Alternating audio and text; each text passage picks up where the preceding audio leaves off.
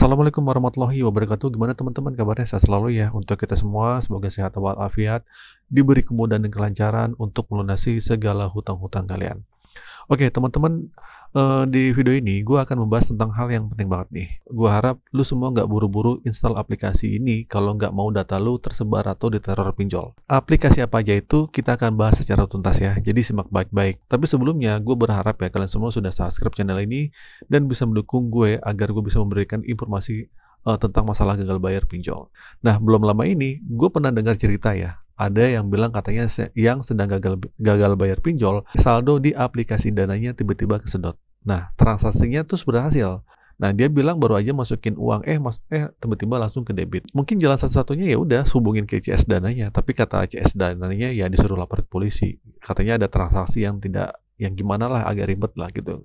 CS-nya menjelaskannya seperti itu. Kejadian kayak gini bukan cuma sekali ya teman-teman. Gue coba cari informasi dan ternyata banyak yang bilang kalau transaksinya sudah berhasil, uangnya sudah dibalikin. Ada yang bilang ini karena link phishing atau pernah klik tautan aneh. Nah, solusinya kita harus usut akun yang terhubung dengan dana kita. Nah, ternyata banyak banget. Kadang kita suka asal klik untuk menghubungkan berbagai aplikasi ke akun dana kita. Nah, kita nggak sadar aplikasi itu bisa langsung menyedot saldo kita. Ngeri banget kan? Nah, jadi sekarang coba deh cek saldo dana lu. Di paling bawah ya, di situ ada akun terhubung. Ya udah, tinggal dihapus aja. Nah, kalau udah seperti itu, yaudah, lu boleh cek sekarang, hapus aja semua akun yang terhubung di saldo dana lu. Itu dijamin aman. Nah, jadi gini, kenapa sih data kita bisa bocor ke pinjol? Nah, bukan cuma ke aplikasi e-walletnya, ada juga cerita dari teman-teman ya, yang dia ngasih tahu ada teman yang sudah lama install aplikasi BPJS, tiba-tiba diteror pinjol. Padahal dia nggak ada pernah pinjam. Parahnya lagi, pinjol-pinjol ini sampai telepon ke HRD tempat dia kerja. Ya, jadi semenjak dia mendownload aplikasi JMO atau untuk ngecek BPJS ketenaga kerjaannya, tiba-tiba beberapa pinjol telepon ke dia dan telepon ke HRD tempat dia bekerja. Padahal dia ini sudah gagal dari tahun 2023 dan sebelumnya tidak pernah ada yang nagih ke HRD. Nah, ternyata pinjol ini bisa sepintar itu. Mereka bisa melacak data kita dari aplikasi-aplikasi yang kita install. Salah satunya itu JMO. Makanya hati-hati banget ya. Mungkin biasanya tuh ngelacak di situ. Nah, gue juga pernah dengar kasus di mana orang yang resign dari kantornya ketahuan sama pinjol karena data mereka terbaca di aplikasi ini. Nah, di sini membuktikan semua aplikasi saat ini sudah mulai tersusupi oleh pinjol atau pinjol punya cara untuk mengakses data kita. Nah, jadi gini, gue ingetin sekali lagi ya, kalau lu install aplikasi di HP, pastikan linknya bener-bener dari developer resminya, dari Play Store-nya atau di App Store-nya. Bukan link phishing ya dari WA atau gimana, jangan. Dan buat yang masih punya aplikasi berbahaya ya di HP ini, mending lu uninstall aja. Nah, beberapa aplikasi yang menurut gue berbahaya yang perlu dihindari ya mungkin aplikasi BPJS. Nah, mungkin ini buat kalian sedang galbay, aplikasi-aplikasi ini mungkin dinilai agak sedikit berbahaya karena ada rawan kebocoran data. Yang pertama adalah aplikasi BPJS. Seperti yang gue udah ceritain ini, aplikasi ini terbukti bisa membuat data lu tersebar dan diteror pinjol.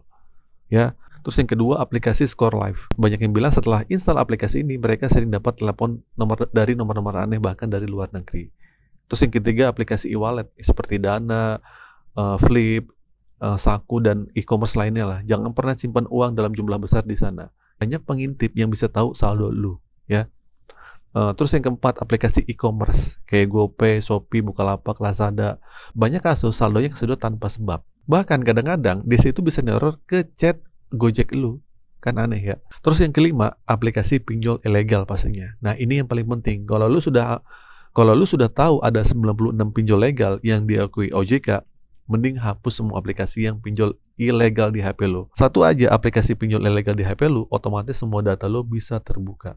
Nah, terus pertanyaannya, gimana bang cara install aplikasi yang benar? Ya udah, lu cuma klik uninstall dari home screen itu. Nah, tapi itu nggak benar-benar bersih ya.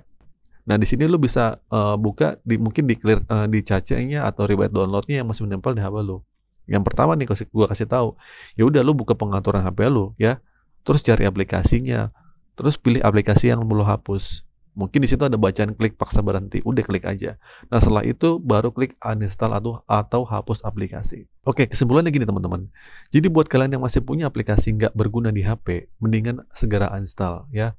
Banyak orang yang diteror pinjol padahal nggak pernah pinjam. Salah satunya seperti itu.